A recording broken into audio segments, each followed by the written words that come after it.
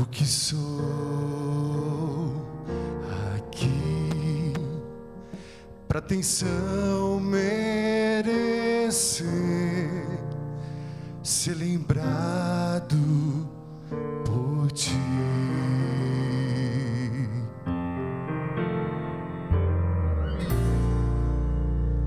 O que fiz de valor pra ser digno e obter só a bondade e amor.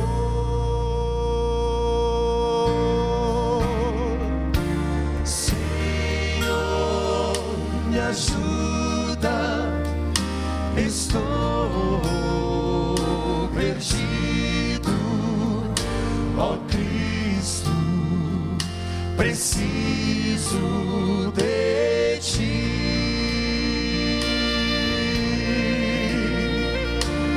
Eu reconheço que sou pecador e entrego minha vida em tuas mãos.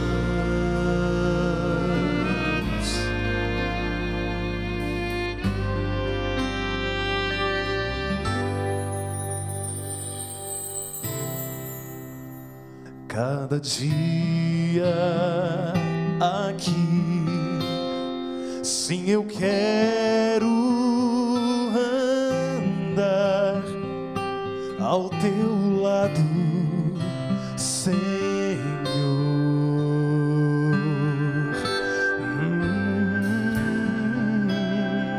e que eu possa mostrar que o caminho do céu é o caminho do amor.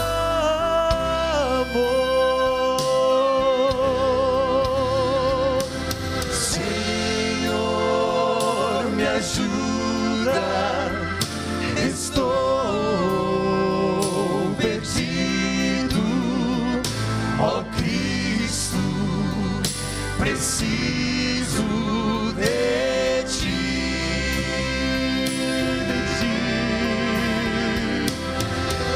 Eu reconheço que sou pecador e entrego minha vida em tuas mãos.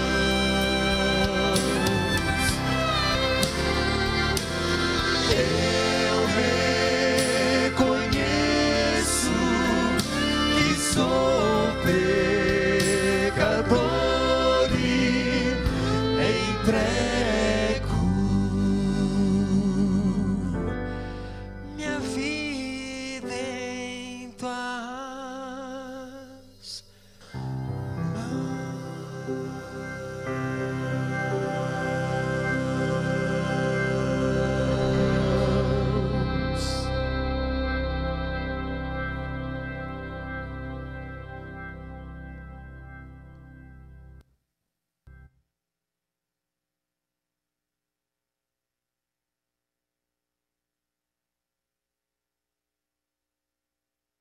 É um privilégio muito grande voltar a Curitiba e também conhecer o lindo templo que vocês construíram aqui. E o mais importante é o templo espiritual.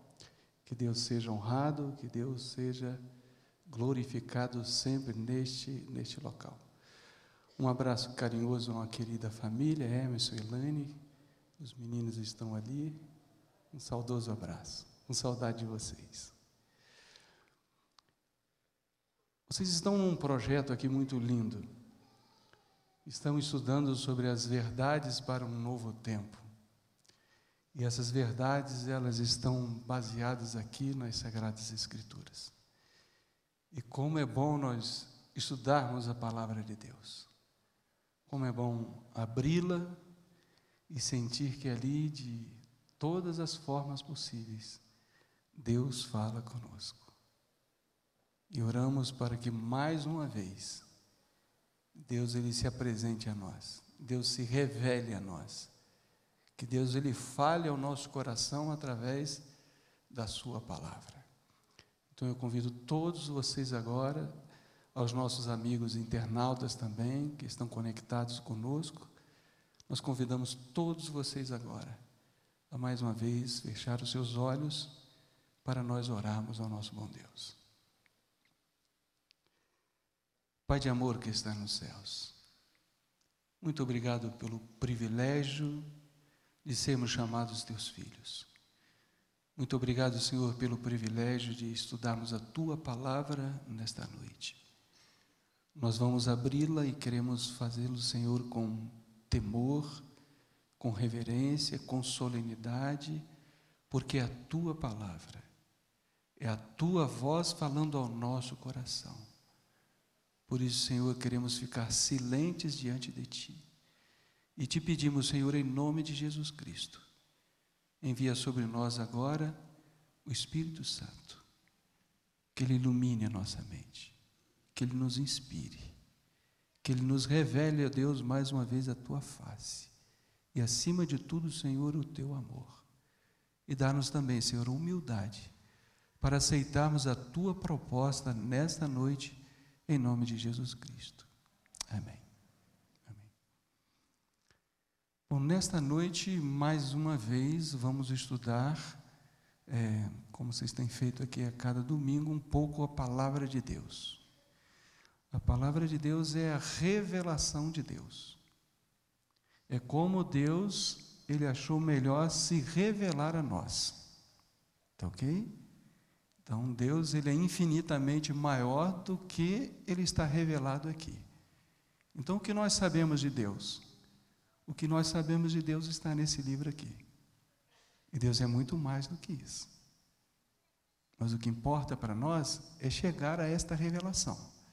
É ver realmente o que Ele diz ser para nós. E o que Ele é para nós, para a nossa vida, para a nossa família. Qual o significado de Deus para nós? Nós vamos estudar hoje a respeito de Jesus Cristo. E um aspecto bem específico de Jesus Cristo. Nós vamos estudar a divindade de Jesus. E como é importante saber que Jesus Cristo é Deus. Qual a importância para nós? Tá bom? Então, para nós entendermos isto, por quê? Porque a gente diz assim, que Jesus Cristo é Deus. Aí algumas pessoas falam assim, não, Jesus Cristo não pode ser Deus, porque a Bíblia diz que só existe um Deus, um único Deus, e no caso, esse único Deus é o Pai. Então nós vamos, a partir deste pensamento, tentar entender por que a Bíblia diz que existe um único Deus, e por que a Bíblia também chama Jesus Cristo de Deus. Tá bom? Então eu convido todos vocês agora a abrirem a sua Bíblia. Hoje nós vamos estudar a palavra de Deus, então temos de ler a Bíblia. Vamos abrir a Bíblia. Se você está vendo alguém aí que está sem a sua Bíblia, por favor, você pode ajudar, pode chegar perto, pode emprestar a sua Bíblia, mas seria muito bom se todos nós estivéssemos agora com a nossa Bíblia aberta. Deuteronômio capítulo 6, versículo 4. É o texto inicial do nosso estudo nesta noite. Deuteronômio capítulo 6, versículo 4. Esse texto ele faz parte do Shema, que é uma das partes mais importantes para a cultura judaica. É o Shema. E aqui diz assim: ouve, Israel, o Senhor nosso Deus é o único Senhor. Então nós lemos esse texto e a Bíblia fala assim: o Senhor nosso Deus é um único Senhor. E na leitura feita nós entendemos. Se Ele é único, não pode haver outro. Então como é que nós dizemos que pode haver o Pai, o Filho e o Espírito Santo?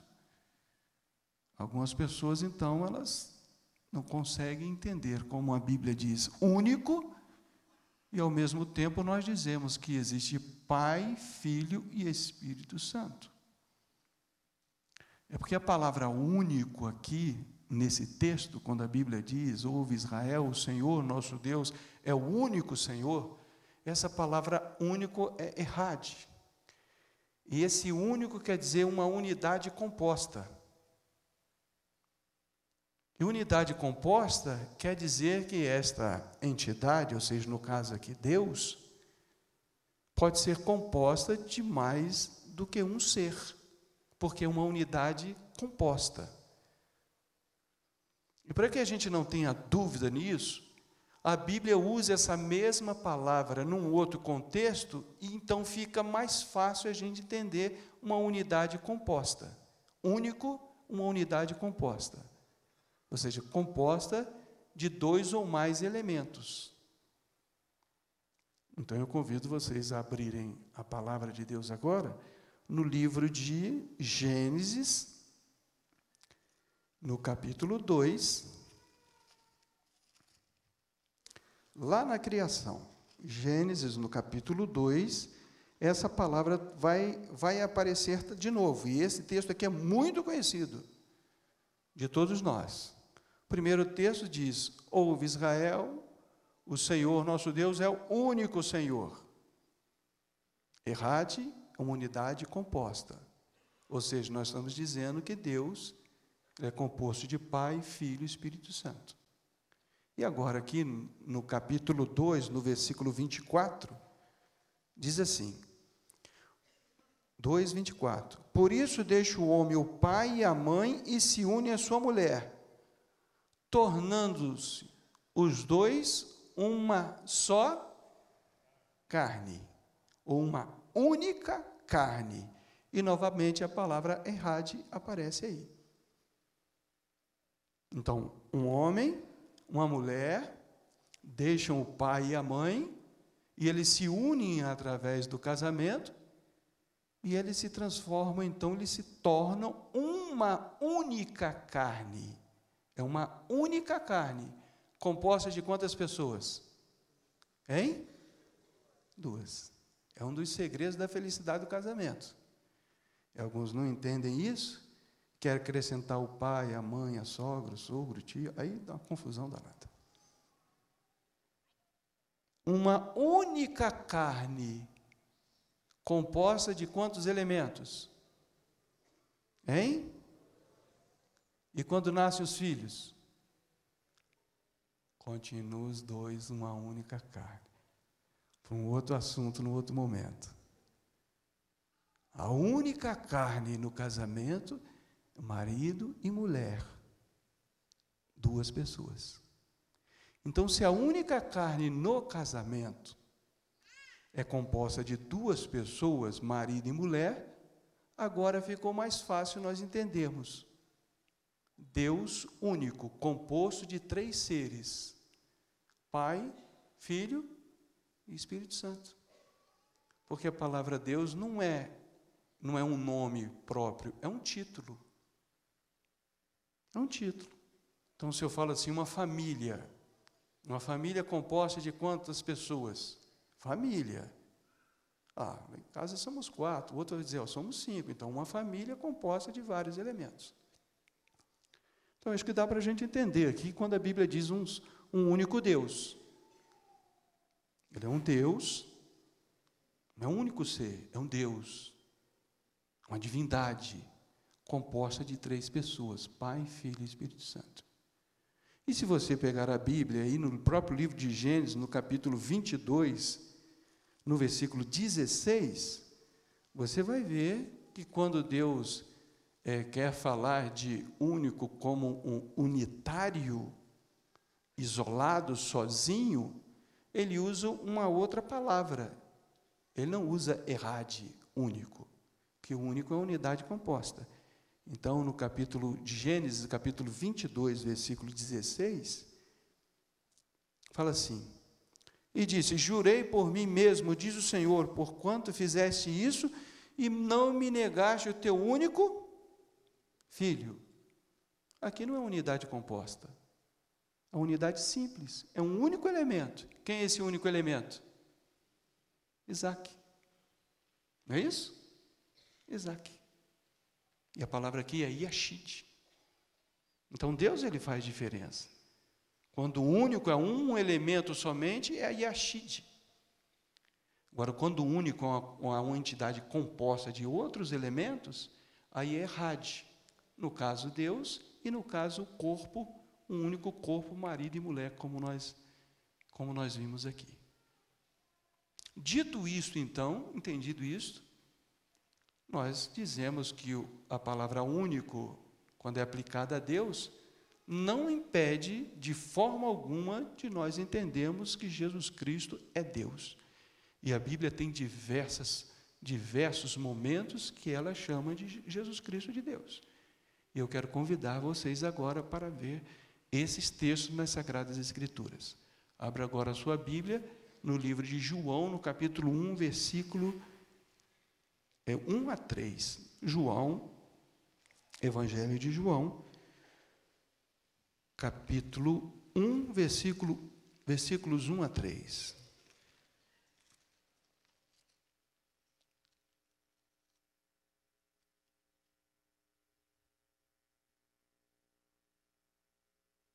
Diz assim o texto sagrado: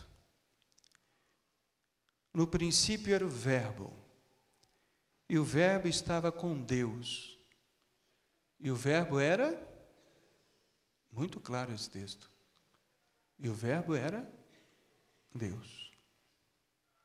Ele estava no princípio com Deus, e todas as coisas foram feitas por intermédio dele, e sem ele nada do que foi feito se fez.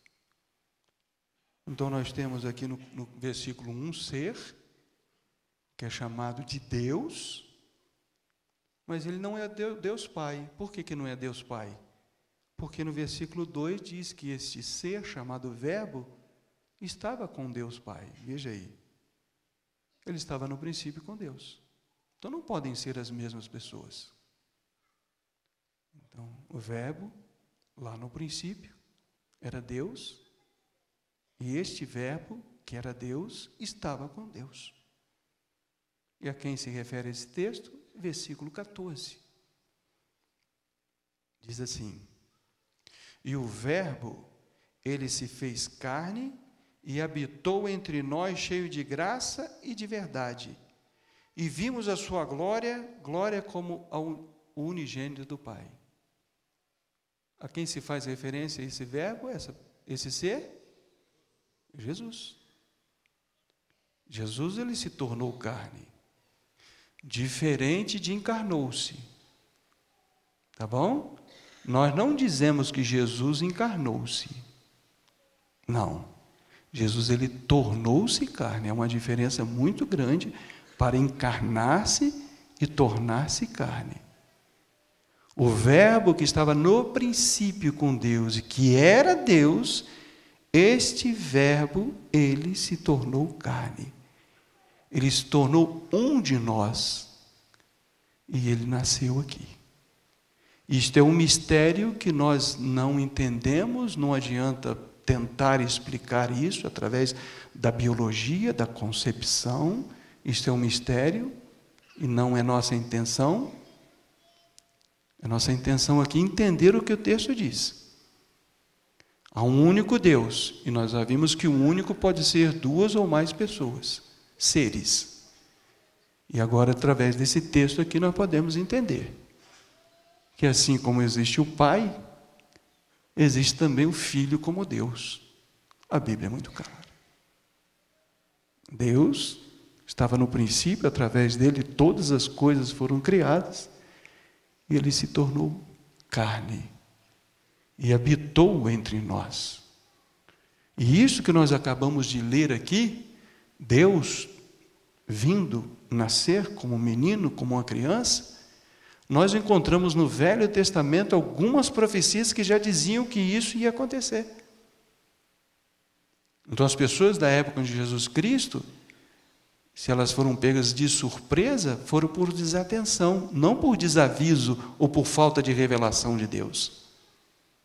Então vamos ver aqui alguns desses textos que mostravam isso, que Deus viria e nasceria como uma criança. O primeiro versículo é Isaías capítulo 7, versículo 14.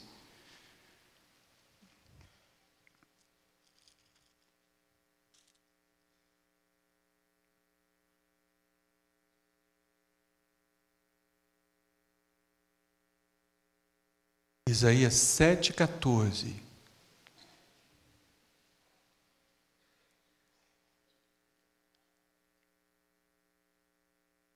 Portanto, o Senhor mesmo vos dará um sinal. Eis que a virgem conceberá e dará à luz um filho e chamará Emanuel. E quando essa criança nasce lá no Novo Testamento, a Bíblia diz o seguinte: o nome dele é Emanuel, que quer dizer Deus conosco. Então, Deus que estava na criação, desde o princípio, de acordo com João capítulo 1, versículo 14, ele se torna carne, para ser Emanuel, Deus conosco, para todo sempre. Jesus está ligado a nós, Jesus está ligado à humanidade. Se você pensa que você sofre, Jesus sofreu muito mais do que você. Se você pensa que você está sozinho, Jesus enfrentou a solidão muito mais do que você. Se você em algum momento da sua vida você foi traído, Jesus Cristo foi traído muito mais do que você. Jesus Cristo derramou lágrimas. Foi um homem de dores. Ele sabe o que é padecer. Ele sabe o que é sofrer. Não pense que Deus não conhece as suas dores.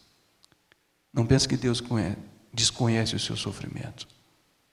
Não pense que você está sozinho à noite quando você não consegue dormir e derrama lágrimas pelo seu casamento, pela sua família, pelos seus filhos. Deus conhece exatamente isso, porque Ele em Jesus é Deus conosco. É Emanuel. Sabe exatamente o que você está passando na sua vida. Conhece a sua experiência. Emanuel, Deus conosco. Louvado e glorificado seja o nome de Deus, porque os céus desceram a nós. Jesus tornou-se carne para ser um de nós, sofrer conosco as nossas dores e, acima de tudo, poder livrar-nos delas. Um outro texto, logo aí na minha Bíblia aqui, é só virar uma página, é um texto muito conhecido. Esse texto é muito conhecido. Isaías capítulo 9, versículo 6. Porque um menino nos nasceu, um filho se nos deu, o governo está sobre os seus ombros, e o seu nome será maravilhoso, conselheiro, Deus forte, Pai da eternidade, para que ninguém tenha dúvida de quem está falando aqui. Deus forte, Pai da eternidade, Príncipe da paz. Entendemos perfeitamente esse texto fazendo a conexão com João, que diz que o verbo Deus se tornou carne. O Deus forte, o Pai da eternidade, veio ao mundo e nasceu como menino. Jesus Cristo é Deus. Aí algumas pessoas, depois de entenderem isso, porque quando lê esse tipo de versículos com outros versículos, eles falam o seguinte: eu até entendo e aceito que Jesus Cristo é Deus. Realmente não dá para fugir, depois dessa leitura e de outras leituras. Mas só que existe uma coisa: Ele é um Deus criado. Ele não é um Deus como o Pai é Deus. Ele é um Deus que em determinado momento ele foi criado. E prova disso é que na Bíblia ele é chamado de filho. Bom, vamos devagar. Primeiro eu vou mostrar um versículo para vocês, que vai provar de uma vez por todas que Jesus, ele não pode ser um Deus criado. É impossível através desse versículo. Eu espero que você grave esse texto aí. E se alguém um dia falar para você, Jesus Cristo é um Deus criado, você vai pegar a sua Bíblia, vai ler esse versículo e falar assim, impossível Jesus ser um Deus criado. Tá bom? E depois nós vamos ver por que na Bíblia ele é chamado Filho, se ele é Deus eterno. Tá ok? Então eu quero convidar você a abrir a sua Bíblia, e essa é a prova bíblica de Jesus Cristo não é Deus criado. No livro de Isaías, capítulo 43. Olha que maravilha da palavra de Deus. Deus seja louvado pela revelação das Sagradas Escrituras. Isaías 43, versículo 10, e eu vou ler o 11 também, porque nós vamos precisar falar do 11 também, para a gente não ter dúvida de quem está falando aqui. Vós sois as minhas testemunhas, diz o Senhor, o meu servo a quem escolhi, para que o saibais e me creais e entendais que eu sou o mesmo.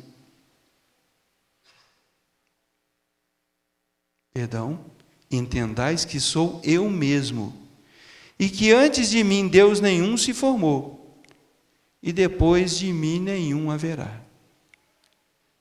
O contexto de Isaías aqui, nesses versículos aqui, é que Isaías está debatendo com o povo o fato do povo ter outros deuses além do único Deus.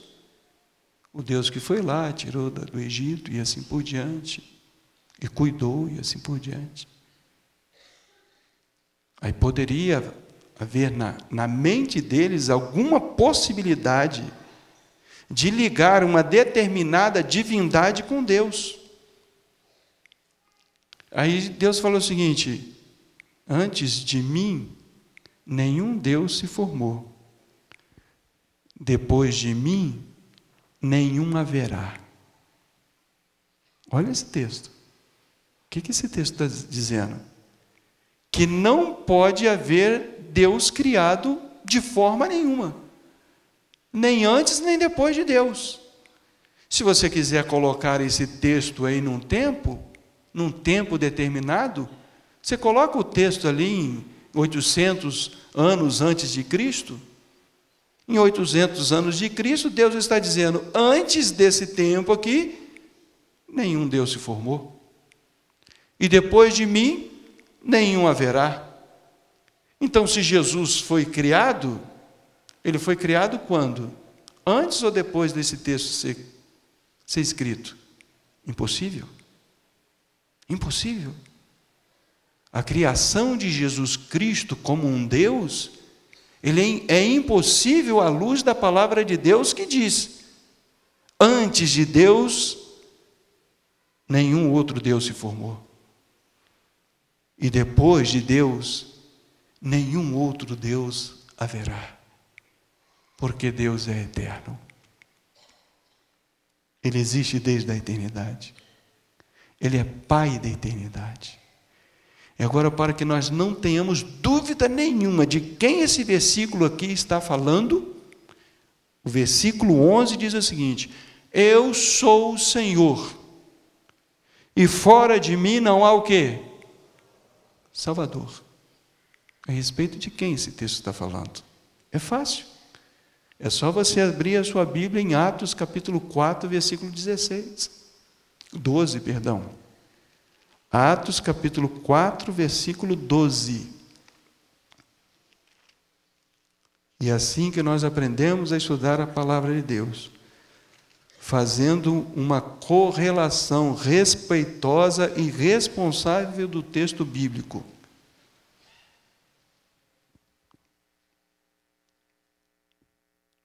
Lá diz que eu sou o Senhor e fora de mim não há o quê? Salvador. E aqui no capítulo 4, quando Pedro e João, eles foram questionados no nome de quem, na autoridade de quem vocês curaram esse coxo? Eles apresentam a Jesus Cristo, e no versículo 11 diz assim, e este Jesus é a pedra rejeitada por vós, os construtores, a qual se tornou a pedra angular, e não há salvação em nenhum outro. Amém? E não há salvação em nenhum outro. Graças a Deus, a minha salvação não depende dos meus pais, dos meus avós, dos meus tios, dos meus irmãos, dos professores que passaram na minha vida, nem dos pastores, homens de Deus que me guiaram. A minha salvação, ela depende unicamente de Deus. Porque não há salvação além dele. Não há outro Salvador. E por isso eu posso dizer a vocês da certeza que eu tenho da minha salvação, não por mim, mas pela graça e pela misericórdia do meu bom Deus. Porque depende dele. É oferta dele. É graça dele. É dom dele. E se ele é todo esse Deus poderoso, majestoso, infinito em amor e bondade, tenha certeza que a sua salvação está garantida se você der um passo em direção a este Deus e aceitá-lo como o seu Salvador. A nossa salvação não depende de homens, não depende de líderes, de pastores, de bispos, de apóstolos, de padres. A nossa salvação depende unicamente de Deus. E não há salvação em nenhum outro, porque abaixo do céu não existe nenhum outro nome dado entre os homens, pelo qual importa que sejamos o quê? Salvos. O segredo? O nome de Jesus Cristo, Deus eterno. O nome de Jesus Cristo abre as portas do céu. O nome de Jesus Cristo faz a graça de Deus chegar até nós. O nome de Jesus Cristo faz com que o nosso coração seja banhado manhã após manhã com as misericórdias de Deus que se renovam e elas não têm fim. É o nome de Jesus Cristo. Use esse nome. Tem uma luta na sua vida, use esse nome. Porque esse nome é poder, porque é o nome de um Deus. Não é o nome de um homem, é o nome de um Deus. E a palavra Jesus quer dizer Deus é salvação, ou Deus é Salvador. Que poder existe nesse nome? Está triste, enlutado, clame pelo nome de Jesus Cristo. Ele é um Deus presente na sua vida. Está com medo, clame pelo nome de Jesus Cristo, porque Ele é um Deus que diga, não temas, eu estou contigo. E nenhum outro há salvação. Então aquele Deus de Isaías 43, que diz, sou eu mesmo que falo contigo? Antes de mim não houve Deus, e após mim não haverá Deus, porque fora de mim não há salvação, não é outro ser a não ser Jesus Cristo, nosso Senhor. Aqui está o texto. Jesus Cristo, a pedra angular que os líderes judeus rejeitaram. No nome dele é que o coxo andou. Porque não há salvação em nenhum outro ser, a não ser Jesus. Jesus. Louvado e glorificado seja o nome de Deus. Porque Jesus Cristo é um Deus que salva. É um Deus que restaura. É um Deus que renova. Não desista. Se você olha e não vê o fim do túnel. Se seu casamento está em ruínas, Jesus Cristo é um Deus que salva. Se seus filhos estão longe do caminho de Deus, Jesus Cristo é um Deus que salva. Aprenda a clamar pelo nome de Jesus Cristo. Aprenda a inserir na sua oração o nome de Jesus Cristo, do princípio ao fim. Não uma fórmula que nós falamos em nome de Jesus Cristo, amém. Diga na sua oração: Senhor, eu estou ajoelhando agora na tua presença, em nome de Jesus. Essa conversa aqui, Senhor, esse diálogo, essa lágrima, esse pranto, esse choro, em nome de Jesus. Em nome de Jesus, vem aqui agora, me socorre. Eu digo sempre no programa Lugar de Paz e sempre vou dizer: clama pelo nome de Jesus. Porque quando nós clamamos pelo nome de Jesus, Ele envia anjos magníficos de poder para fazer um muro de proteção ao redor. Seus filhos estão viajando, clama pelo nome de Jesus. Estão fora de casa, estão estudando, clama pelo nome de Jesus. Jesus vai enviar seus anjos. Vão circundá-los, vão protegê-los, vão guardá-los. Esse é o Deus que salva. Louvado e glorificado seja o nome de Deus por esse Jesus. Outro texto que mostra que Jesus Cristo, Ele é Deus. Ele não pode ser de forma alguma um Deus de segunda categoria criado.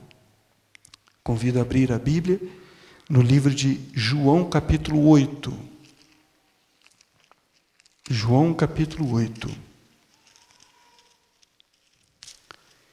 E quando nós estudamos o livro de João, nós entendemos, irmãos, como a Bíblia revela Jesus Cristo como um Deus da vida. Como esse livro fala da vida. Capítulo 8, versículos 58 e 59.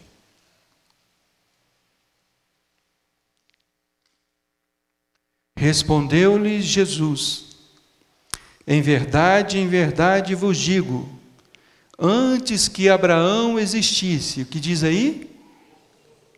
Eu sou. Versículo 59. Então pegaram em pedras para atirarem nele, mas Jesus se ocultou e saiu do templo. Por que que os inimigos de Jesus pegaram em pedra para poder apedrejar Jesus? Pelo simples fato dele dizer eu sou. Não é simples fato. Quando Jesus Cristo falou ego eimi, eu sou, Jesus Cristo estava se relacionando ou fazendo uma conexão com o ser que estava diante de Moisés, quando Moisés perguntou: Senhor, quando eles perguntarem quem foi que te enviou aqui? Aí Deus falou o seguinte: eu sou. Eu sou o que sou. É o tetagrama, YHWH. Nós perdemos a pronúncia, ninguém mais consegue pronunciar o tetagrama. Existem algumas junções ali com algumas vogais que conhecemos Yahvé, Jeová, Jeová, mas são junções. Não mais o tetagrama puro. Essa pronúncia nós perdemos. Esse é o nome de Deus. Quando a Bíblia diz: não tomarás o nome do Senhor teu Deus em vão. Esse nome deste mandamento não é o título Deus, embora nós tenhamos todo o respeito pelo título Deus. Quando fala não tomarás o nome do Senhor teu Deus em vão, esse nome aí é o tetragrama, YHWH, que hoje nós conhecemos por Yahvé, Jeová ou até mesmo Jeová.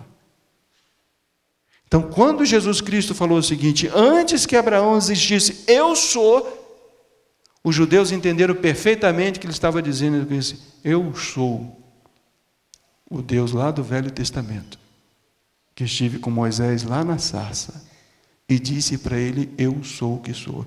E esse nome, irmãos, para o judeu era tão santo, que quando o copista ia copiar esse nome, ele trocava o seu instrumento de cópia, escrever e também cobrir o seu rosto em reverência a eu sou. E Jesus então se identifica como eu sou. E para eles era uma blasfêmia Jesus dizer isso, porque eles não entendiam e não compreendiam a divindade de Jesus, e eles então tentaram matar Jesus. E se vocês passarem um pouquinho, voltarem um pouquinho, houve outro momento quando Jesus ele se identificou como Deus e tentaram matar Jesus. Não é um fato isolado. Está em João capítulo 5, versículos 17 e 18. Falou que é Deus, nós vamos apedrejar, porque isso para nós é blasfêmia. Então Jesus, ele se identificava como sendo Deus. Eu sou. 5, 17 e 18. Mas ele lhes disse: meu pai trabalha até agora e eu trabalho também. E olha o que diz o versículo 18. Por isso, pois, os judeus ainda mais procuravam matá-lo, porque não somente violava o sábado, mas também dizia que Deus era seu próprio pai, fazendo-se o quê? Igual a Deus. Então, na conversação deles, os judeus entenderam perfeitamente, quando Jesus falou assim: meu pai trabalha até agora e eu também. Eles entenderam perfeitamente que Jesus Cristo estava dizendo: eu sou Deus, como o Pai é Deus. Eles falaram: vão matar esse homem. Isso é blasfêmia. Então, o próprio Cristo, ele identifica-se como sendo Deus. Deus conosco. Romanos capítulo 9, versículo 1, também é um outro texto. Irmãos, existem muitos, e nós não temos como ler e estudar todos esses textos, mas Romanos capítulo 9, versículo 5,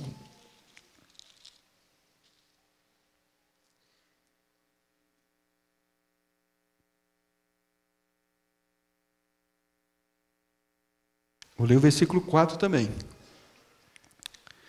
São israelitas, pertence-lhes a adoção e também a glória, as alianças, a legislação, o culto e as promessas. Deles são os patriarcas e também deles descende o Cristo, segundo a carne, o qual é sobre todos, Deus bendito para todo o sempre. Amém. Amém. Não dá para se equivocar. Dá para ter má fé, dá para distorcer o texto, dá para colocar um artigo onde não existe um artigo no texto. Isso dá para fazer, como alguns fazem. Lá em João, quando diz assim que o verbo era Deus, foram lá e colocaram, na verdade não um artigo, um pronome, né? Indefinido ainda por cima, um Deus. Quando a gramática exige pronome definido, era o Deus. Algumas pessoas fazem isso. Mas a Bíblia diz que Ele é Deus. Bendito e para todo o sempre. Se alguém disser para você que Ele é um Deus criado, você vai em Isaías 43, 9 e 10 e fala: opa, peraí, não dá. Deus criado não existe. Porque o texto diz aqui: antes de Deus nenhum se formou, depois de Deus nenhum haverá. Então, não existe Deus criado. Não dá para engolir. A pessoa vai continuar dizendo para você: olha, mas ele recebe o nome de filho. Então, filho já diz isso, que ele foi gerado, que ele foi criado. Então, se ele é filho, e Deus Pai é o Pai, então isso sugere uma criação.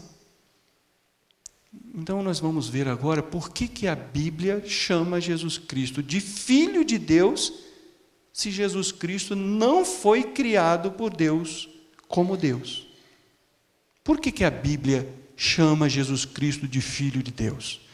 Abre em Lucas capítulo 1, versículo 35, e vamos deixar a Bíblia responder, sem conjecturas humanas. Lucas capítulo 1, versículo 35.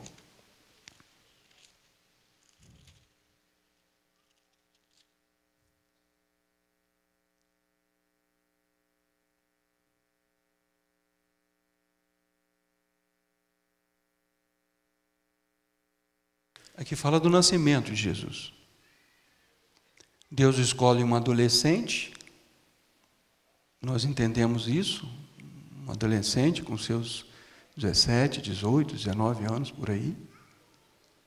Ele falou assim: você vai receber no seu ventre o Messias, o bendito de Deus. Em versículo 35, o anjo diz assim: descerá sobre ti o Espírito Santo, e o poder do Altíssimo te envolverá com a sua sombra. Por isso também o ente santo que há de nascer será chamado filho de Deus. Então nós vimos na profecia de Isaías, capítulo 7, 14, depois capítulo 9, versículo 6, que Deus nasceria aqui como uma criança, como um filho de uma virgem. João 1,14 diz que o verbo se tornou carne. Então ele é Deus, Deus eterno, Pai da eternidade. Aí o que o anjo está dizendo aqui? Maria, o Espírito Santo vai cobrir você. Você vai conceber. É mistério. Não dá para entender isso. Não procure entender não, aceita apenas. Então, Maria, porque não vai ser um processo natural de um homem e de uma mulher, a concepção natural, porque vai ser uma concepção sobrenatural, sem a participação de um homem, o ente santo que você vai conceber será chamado o quê? Filho de Deus. É o que a Bíblia diz. Então, por que a Bíblia chama Jesus de Filho de Deus? Para poder diferenciar o nascimento de Jesus Cristo do nosso nascimento. Porque todos nós aqui, fazendo uma alusão ao texto ali, todos nós aqui somos filhos de José e Maria. Houve um José e uma Maria para que nós estivéssemos aqui hoje. Alguém aqui nasceu de forma diferente? Não vou nem perguntar, lógico que não. Todos nós tivemos a participação do nosso pai e da nossa mãe na nossa concepção. Então, nós não podemos ser chamados, nesses sentidos, de filho de Deus, nesse sentido, porque a nossa concepção ela foi natural. Ela não foi uma concepção sobrenatural como a de Jesus. Embora todos nós sejamos filhos de Deus pela criação, porque Ele é o Criador. Mas por ser uma concepção anormal, mais do que anormal, sobrenatural, o ente santo que vai nascer, ele vai chamar Filho de Deus. Então, se alguém chegar para você e perguntar assim, por que a Bíblia fala que Jesus Cristo era o Filho de Deus? Aqui está o versículo, Lucas capítulo 1, 35. Porque a concepção de Maria foi sobrenatural. O Espírito Santo veio sobre ela e ela concebeu no seu ventre um ente santo. Filho de Deus. Tá ok? Filho de Deus. Um nascimento sobrenatural, diferente do nosso. Então esse é o primeiro motivo. Por que ainda Jesus Cristo é chamado de Filho de Deus? Ele poderia usar o outro título para esse ser que teve um nascimento sobrenatural. Mas ele escolhe Filho de Deus por um motivo muito especial para todos nós. E como eu gosto de saber que Jesus Cristo é o Filho de Deus. Abra sua Bíblia no versículo mais conhecido da Bíblia. João 3, 16. Que Lutero dizia que era o mini evangelho. Ele dizia que se só houvesse esse versículo aqui, seria suficiente para nós entendermos o amor de Deus e o plano da salvação por nós. Por que Jesus Cristo na Bíblia é chamado de Filho de Deus? Porque Deus amou o mundo de tal maneira que deu o seu Filho unigênito, para que todo que nele crê não pereça, mas tenha vida. Embora esse texto aqui seja o texto mais conhecido da Bíblia, ele fala de um amor que nós não conhecemos e não podemos conhecer. Sabe por quê? Ele fala assim, Emerson, de tal maneira. Por que de tal maneira? Porque o diálogo, esse texto aqui, Jesus falou isso para Nicodemos. Você pode ver que está no texto de Nicodemos. Jesus está tentando falar de coisas espirituais, de um novo nascimento, e Nicodemos está falando de um nascimento o quê? Natural. Jesus está com dificuldade ali com Nicodemos. Jesus passa a falar para ele de coisas celestiais, não coisas materiais aqui do mundo, de coisas celestiais do céu, que está muito além da nossa compreensão e do nosso entendimento. Ele fala assim, então, porque Deus amou o mundo de tal maneira, que tal maneira é essa? Incompreensível, porque o amor que nós entendemos é o amor humano que nós temos, um pelo outro, que é interesseiro, que às vezes é vingativo. É esse amor que nós temos. Não é esse amor aqui. É um amor de tal maneira, a profundidade, a altura, a largura, incompreensível. De tal maneira. Não dá para entender. Mas para que a gente entenda um pouquinho e chegue um pouquinho da compreensão, que amor é esse por nós? Ele fala assim, porque Deus amou o mundo de tal maneira que Ele deu o quê? O seu? Deu o quê? Deu o seu Filho. Aí você tem de compreender de que realmente Ele não está falando de um amor humano. Que Ele está falando de um amor muito maior. Um amor infinito. Porque Ele deu o seu Filho. Então, Jesus é chamado na Bíblia de Filho para chamar a nossa atenção para o amor de Deus. Que a gente tem dificuldade de entender esse amor. Eu falo assim, então, vou fazer o seguinte, que você possa entender a profundidade, um pouquinho disso que eu estou querendo dizer para você, que tipo de amor é esse, mesmo você não chegando lá, não alcançando esse amor, eu vou colocar aqui a figura de um filho. Eu vou chamar esse ser que vai ir, que vai morrer por você, eu vou chamá-lo então de filho, para que você entenda um pouquinho a respeito desse amor, um pouquinho mais desse amor. Porque Jesus Cristo, na verdade, Ele não é filho de Deus, porque Ele é Deus eterno, incriado, Ele é Pai da eternidade. No plano da redenção, na encarnação, Ele recebe então o título de Filho de Deus. Para quê? Para a gente entender o amor de Deus. Vamos abrir a Bíblia em Romanos 5, versículo 8. E é o último versículo desta noite, por enquanto. Romanos capítulo 5, versículo 8. Vai mostrar exatamente isso que nós estamos falando aqui.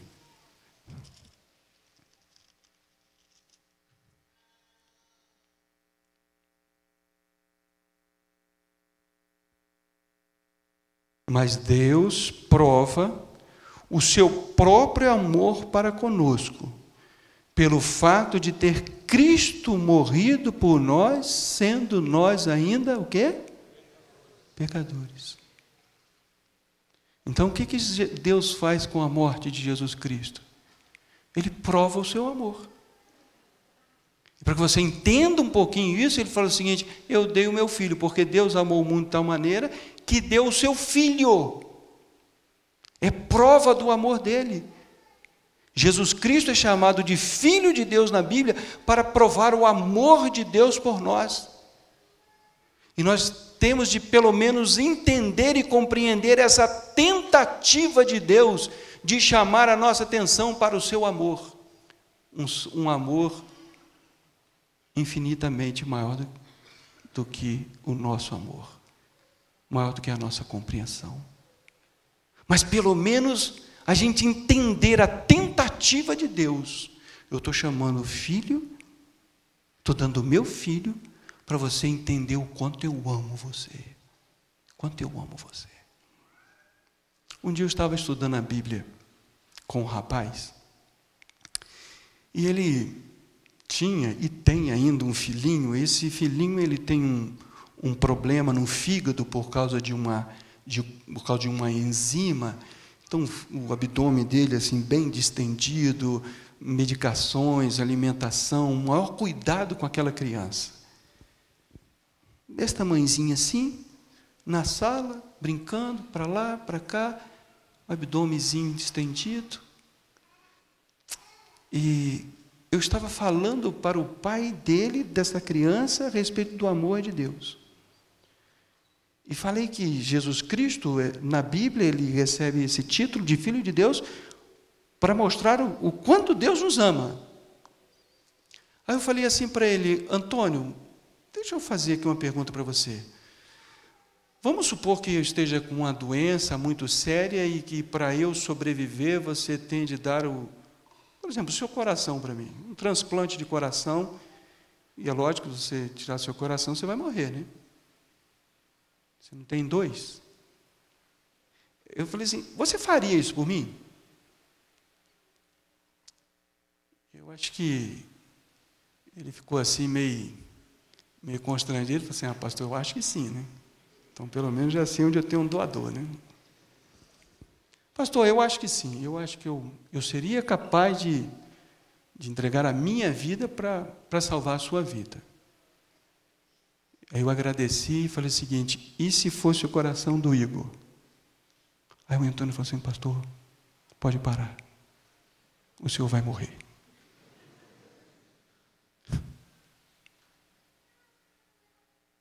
Pai e mãe aqui. Daria a vida dos seus filhos para salvar o pastor Fernando Iglesias? Não responde, não. Depois vocês têm de falar que pastor querido, que nós temos. Não responde, não. Eu tenho 2 filhas. Uma de 22 anos, outra de 25. E ninguém precisa fazer essa pergunta para mim. Irmãos, filho não se dá. Filho não se vende, não se troca. É um relacionamento único. Nós falamos aqui de marido e mulher, que é uma só carne. Mas existem situações, até mesmo na Bíblia, que esse profundo laço de amor entre o marido e a mulher, ele se rompe através de um adultério, através de um divórcio, e assim por diante, vocês sabem. Você pode ter uma ex-sogra, você pode ter uma ex-mulher, mas ex-filho. Já ouviram essa criatura? Lá é meu filho, já foi meu filho, aquele rapaz lá uma vez na vida. Por que Deus chama Jesus Cristo de filho? Na tentativa, irmãos, de dizer: eu amo você demais.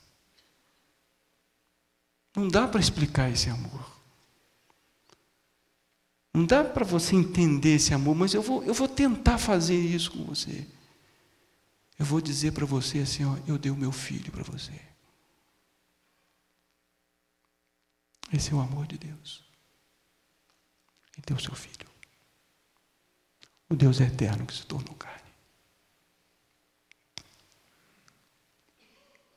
Ele fala assim hoje: você quer aceitar esse amor? Esse amor de Deus?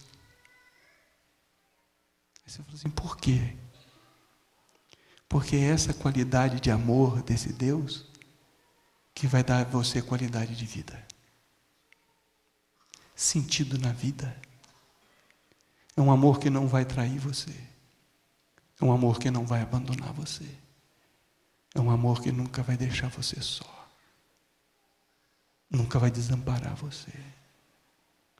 É um amor sempre presente. É um amor que você pode contar com todos os momentos que Ele vai estar lá. É um amor que abraça, que salva, que liberta, que cura. Este é o amor de Deus. Em Jesus Cristo, nosso Senhor. Deus conosco. Quer abraçar esse amor de Deus? Quer viver por este amor? Quer nesta noite dizer: Senhor, mesmo não entendendo, não compreendendo a profundidade deste amor, eu aceito na pessoa de Jesus Cristo, meu Deus. E quero viver por este amor e só por este amor. Quero ser motivado por este amor a ser um melhor esposo, uma melhor esposa, um melhor pai, uma melhor mãe. Quero ser motivado por este amor para ser um melhor cristão, testemunhar do teu amor, falar do teu amor para as pessoas. E por este amor, Senhor, eu quero ajudar a minha família, esta igreja, a se preparar para os céus, pelo amor de Deus em Cristo Jesus, nosso Senhor. O quarteto vai cantar deste amor agora. E eu quero fazer um convite em nome de Jesus Cristo, porque esse nome tem poder. Em nome de Jesus Cristo. Se você hoje deseja aceitar o amor de Deus em Jesus Cristo, nosso Senhor, eu quero convidar você em nome de Jesus Cristo. Demonstre isso, já que Ele deu o seu Filho por você. Demonstre Ele isso vindo à frente e diga: eu quero este amor. Eu preciso deste amor. Eu vou receber este amor hoje, eu vou viver por este amor todos os dias da minha vida. Se for o seu desejo, enquanto o quarteto canta, vem aqui em nome de Jesus Cristo. Receba do amor de Deus.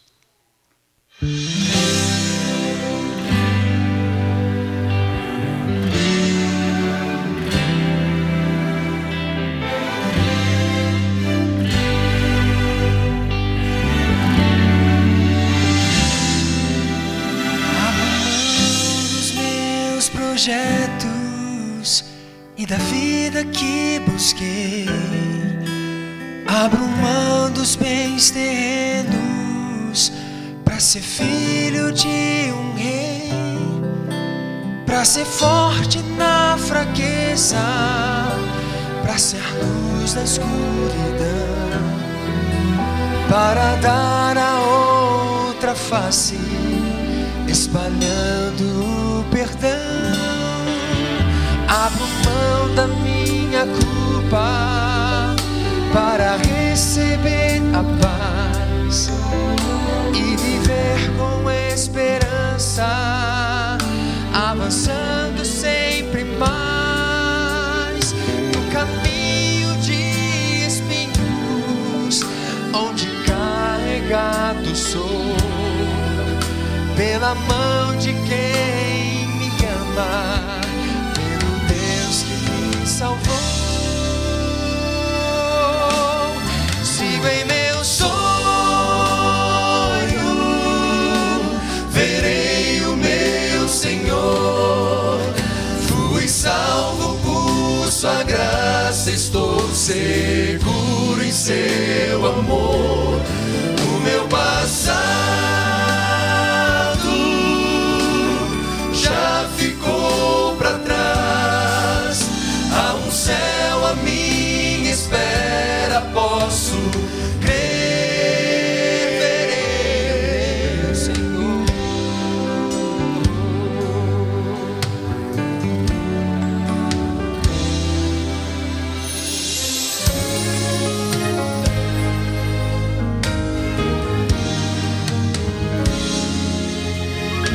Esvazio por completo minhas mãos e meu viver, para que a luz do céu preencha cada espaço do meu ser. Eu quero a doce alegria e o prazer de confiar na promessa de um Deus que virá para me buscar.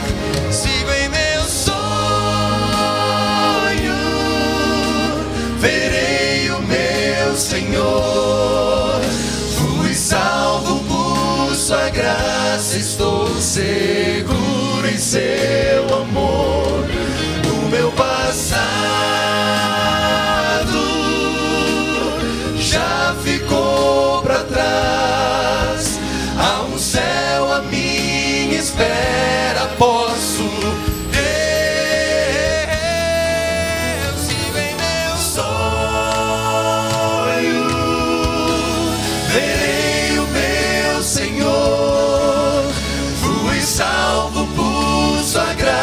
estou seguro em seu amor. O meu passado já ficou para trás. Há um céu à minha espera, posso crer.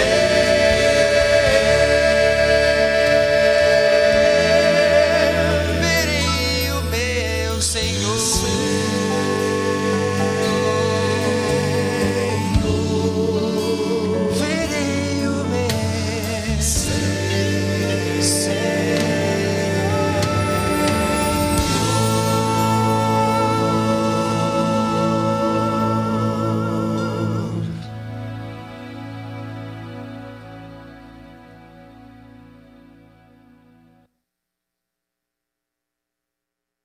Amém. Louvado seja o nome de Deus. Que privilégio nós conhecemos um pouquinho mais de Jesus Cristo essa noite. Um pouquinho mais do amor de Deus. Quando Jesus Cristo voltar, Ele vai levar para o céu o resultado do seu amor. Todos aqueles que abraçarem o seu amor. E aqui nós temos alguns frutos, alguns resultados do amor de Deus. E Deus deseja que você entenda isso. Que a sua vida seja um resultado do amor de Deus em Cristo Jesus, nosso Senhor. Vamos orar ao nosso Deus? Vamos ficar em pé? Vamos agradecer a Deus por Jesus Cristo, por sua vida, seu ministério, por sua morte, por seu eterno amor. Querido Deus, louvado, bendito e glorificado seja o teu santo nome, por tua palavra, pela revelação das Sagradas Escrituras, porque hoje podemos tocar um pouquinho, Senhor, um pouquinho, na orla dos teus mantos, mantos sagrados, conhecimentos sagrados. Obrigado pela revelação de Jesus Cristo, o nosso Deus. Obrigado por que nele tu te revelas como um Deus de amor. Nos amas, a despeito da nossa fraqueza, da nossa pequenez, do nosso pecado, da nossa indiferença, a despeito da nossa dessemelhança de ti, tu nos amas. E por isso nós bendizemos o teu santo nome. E nesta noite, nós apresentamos diante do teu trono de graça alguns frutos deste amor. Essas pessoas que se manifestaram e vieram aqui à frente, nós clamamos pelo nome de Jesus Cristo sobre elas agora. Cumpre a tua promessa. Envia sobre elas, ó Pai, os teus santos anjos para guardá-las e protegê-las, para que nenhum mal, nenhum pecado, nenhum inimigo, Senhor, tire do coração dessas pessoas, Senhor, a decisão que hoje elas tomaram de aceitar o teu amor e viver por esse amor todos os dias. Outras pessoas também tomaram essa decisão e não se manifestaram, tu sabes por quê, e nós não vamos constrangê-las agora. Mas pedimos, Senhor, sobre elas a unção do teu Espírito Santo, que elas sejam convencidas do pecado, da justiça, do juízo e, acima de tudo, que elas sejam convencidas do teu amor e que elas abracem hoje o teu amor e que elas vivam para ti. Nós nos entregamos em tuas mãos e consagramos a nossa vida, Senhor, sobre o teu altar e pedimos, Senhor, santifica-nos por tua presença, confiados na tua graça, no teu eterno amor e na tua misericórdia. Até um dia, Senhor, recebemos de Jesus Cristo a coroa da vida eterna, porque é no nome dele que nós te oramos hoje. Amém.